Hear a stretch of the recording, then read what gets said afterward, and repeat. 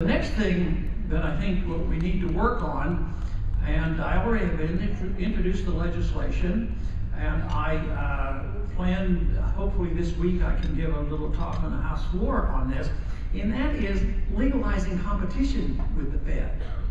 And I have in the past introduced separate bills dealing with this, but I put it together in one bill, and that is Competition and Currency Act. And this bill would do essentially three things. One, it would remove taxation on money, and gold and silver, according to the Constitution, still money.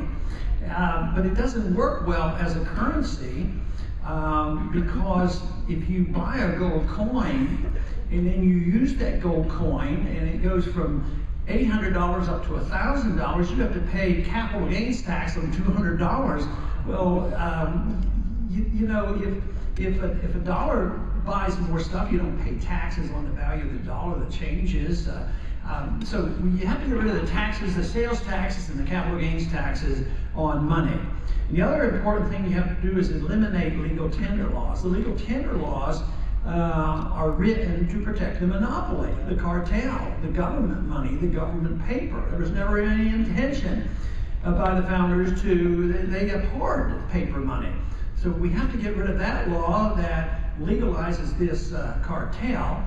And then I would like to clarify the situation as far as what private coinage would be. I say let private coin companies coin money. That's still gold and silver, and there's no prohibition against the private company making a gold coin, and you make your decision whether you think it's an authentic coin or not. If it's not authentic, I mean, fraud laws will take care of that. So those are the three things: no taxes on money, no legal tender laws, and legalize private coins. And then let the people decide. In Mexico already, I have visited with several members of the legislature from Mexico several years back, and they were interested in developing savings accounts in silver. And Mexican citizens have been burned so many times with runaway inflation, they had a great incentive to try to do something else. And the way I understand their laws, you can go there and put money in a savings account and put it in a silver account. And this means that the middle class can be protected, and they've always been the ones that have been wiped out with runaway inflation. So in a way, some of this is catching on. And this means that we don't have to close the Fed down in one day. We don't have to tell people what to do. And it just seems like the more frightened they get about paper money, the more likely it is that they would use, you know, a sound currency. And use the gold and silver, and this would not be chaotic. It's the old saying, it's just legalize freedom, legalize competition. There's so many problems that could be solved that if we had you know, reasonable people in Washington saying, well, what can we do to move in the right direction? I mean, we still have, but it's constantly under threat, is the private and homeschooling option to public education. We have to keep that legal, and yet there's always attacks on that. They would like to have the monopoly control. And I think as far as in the post office, I think it was a great progress to at least allow private sources to deliver packages. But why can't we have private sources deliver first-class mail? And you don't have to close down the post office. We'll just see which one can compete the best.